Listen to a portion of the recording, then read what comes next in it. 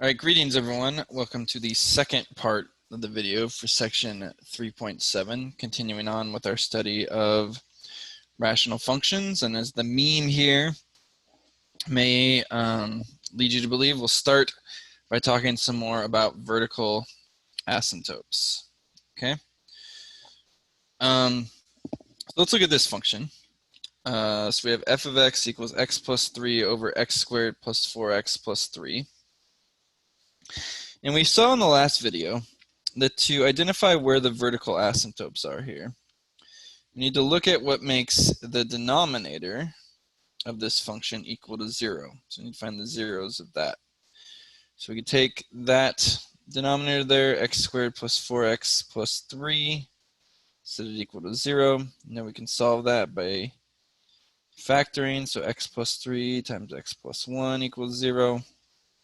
And solving that, we get x equals negative 3 and negative 1, which would lead us to believe that if we looked at a graph of this function, there should be vertical asymptotes at x equals negative 3 and x equals negative 1. So let's take a look at that. So we're going to go to our graphing calculators here.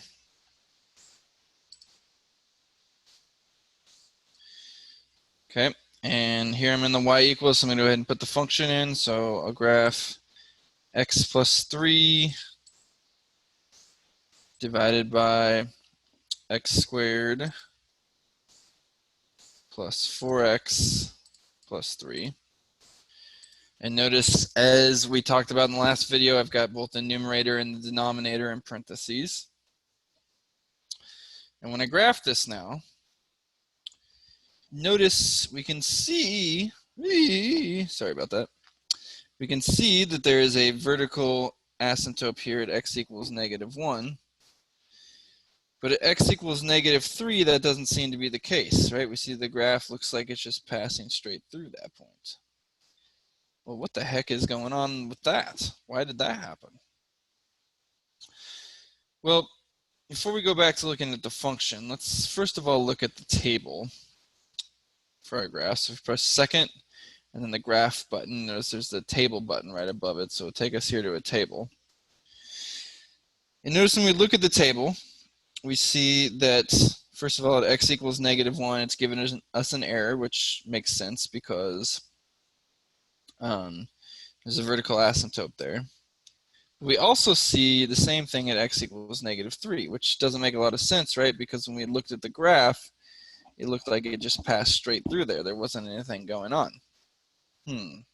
What is up with that? Well, let's go back to the PowerPoint.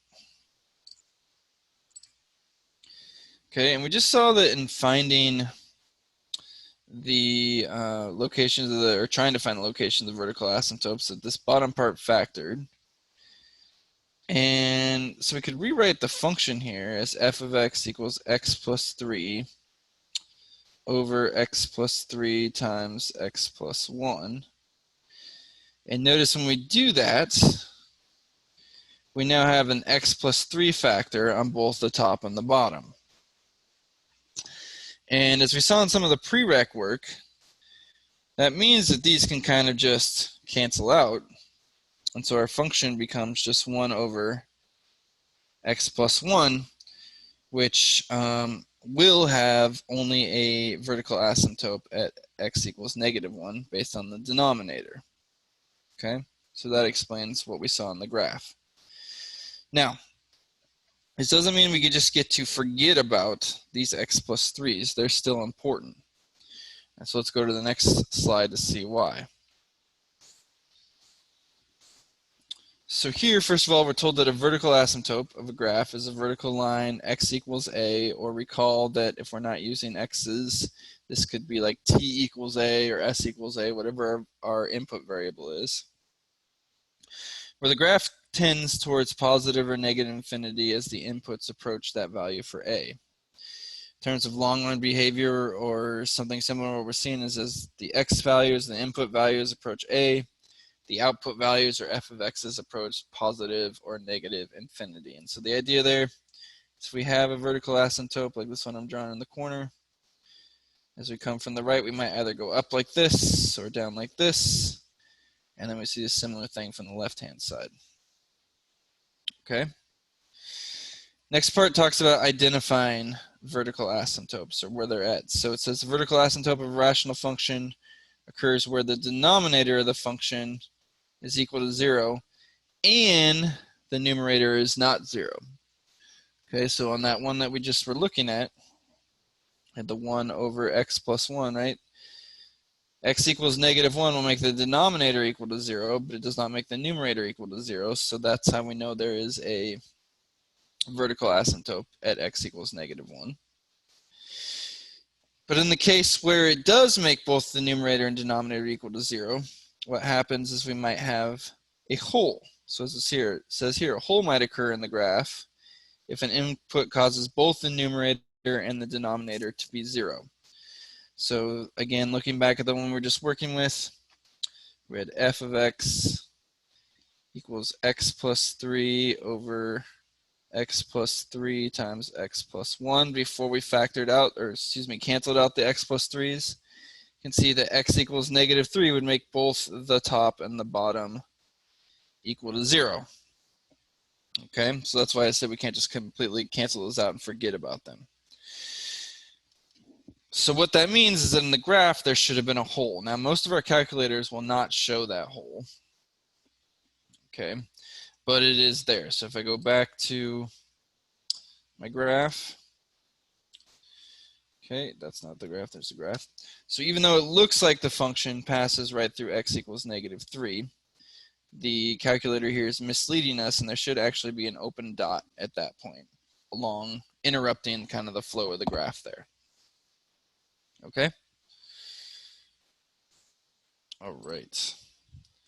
Let's talk about something now, or talk about the other type of asymptote we saw with our toolkits, which was a horizontal asymptote.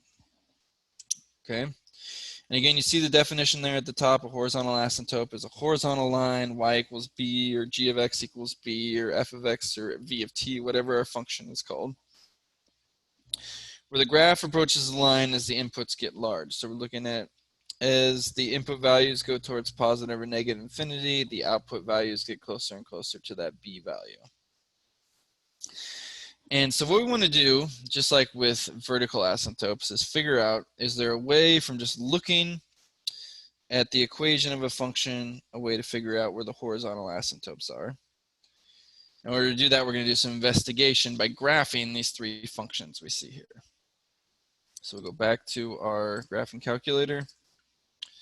Okay, I'm going to clear out the function that's in there and graph the first one, again, carefully using parentheses. So we have x cubed minus 3x all divided by 3x cubed. That was a lie. That should be x squared minus 6. I apologize. Did that wrong.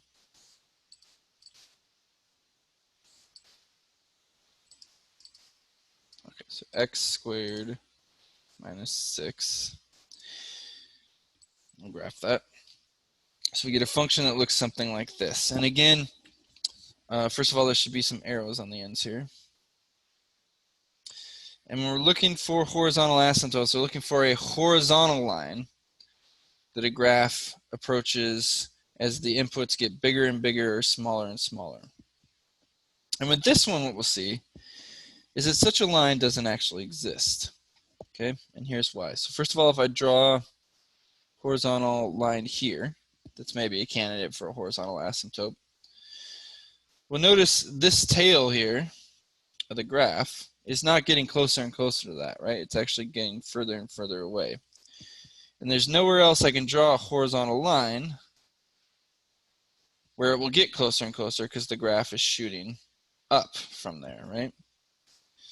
Similar thing happens there at the bottom, right? If we try to draw, like, say, a horizontal line here or here, or even a little bit lower, that the graph can get closer and closer to, that's not going to happen because it continues shooting down like that. So it looks like with this function, we don't have a horizontal asymptote. But notice we could draw a diagonal line, so one kind of like this.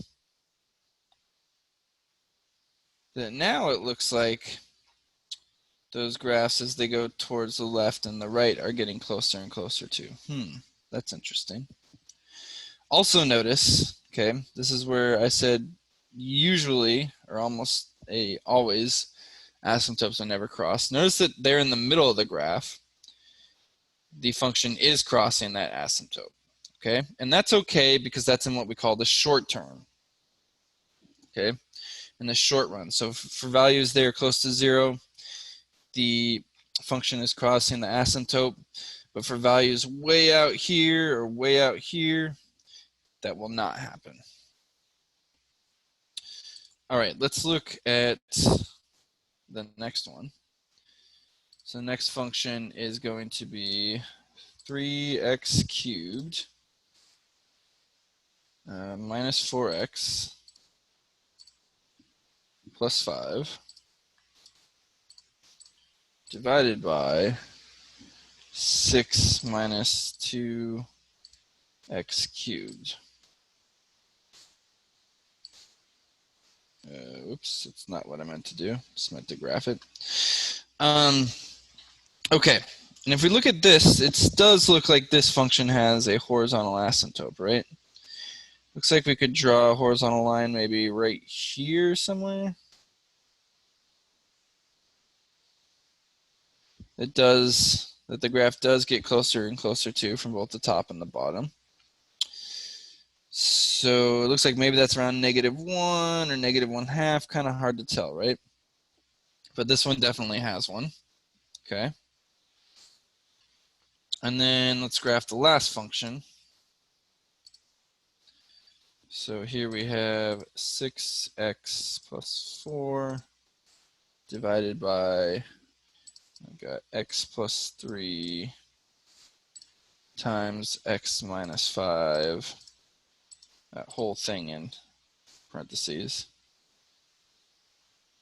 And here again, it looks like we have a horizontal asymptote, right? And where is it in this case? Yeah, it looks like it's right along that horizontal axis there. Okay. All right, so as we saw, for one of these, we were able to quickly find the horizontal asymptote. For the other two, though, it was a little more difficult. So we might want to figure out, is there a way we can do this from the equations? And it turns out there is. And so what we have to do is look at the degrees of the numerator and the denominator. Okay? And here are the different conditions we could have. So if the degree of the denominator is greater than the degree of the numerator, okay, that's where we have a horizontal asymptote at y equals 0 or g of x equals 0 or whatever our function is called. If the degree of denominator is less than the degree of the numerator, then there's no horizontal asymptote, and that's what you'll see, something called a slant asymptote. And then if the degree of the denominator is equal to the degree of the numerator, then there's a horizontal asymptote at the ratio of the leading coefficients. Okay, so those are our three possibilities. So let's look at this in the context of those ones we were just looking at. So for the first one with n of x, so that's when we saw it didn't look like there was a horizontal asymptote, and let's see if we can figure out why. Notice the degree of the numerator there is 3. The degree of the denominator there is 2. And so the degree of the numerator is bigger than the degree of the denominator, so that's when we saw there would be a slant asymptote, which is sort of what we saw, right? Kind of drew that slanted line. Looked like it could be the asymptote. For the second function, which should say s of x, not s of t, where the degree of the numerator is 3, the degree of the denominator is also 3. So we know that our equation of our horizontal asymptote, which I'm going to call f of x in this case, is going to be the ratio of the leading coefficients. So to find the leading coefficients, we need to find the leading terms. So on the top, that's going to be 3x cubed. On the bottom, that's going to be negative 2x cubed. So our ratio of the leading coefficients there from the top would be 3, Bottom would be -2, so it looks like our equation of our horizontal asymptote there is f of x equals 3 over -2. All right, and then finally, for the bottom one, we see that in the numerator, well, the highest power of x is just x there, which is x to the first. In the denominator, we have this x plus 3 times x minus 5, which we know would give us the power of x squared. So here we see that the degree of the degree of the denominator is bigger than the degree of the numerator, which we know based on what we saw in the last slide means that our horizontal asymptote will be right along the horizontal axis, so it would be at something like g of x equals 0, okay, which is what we saw in the graph. Awesome. That is it for now. Thank you for watching.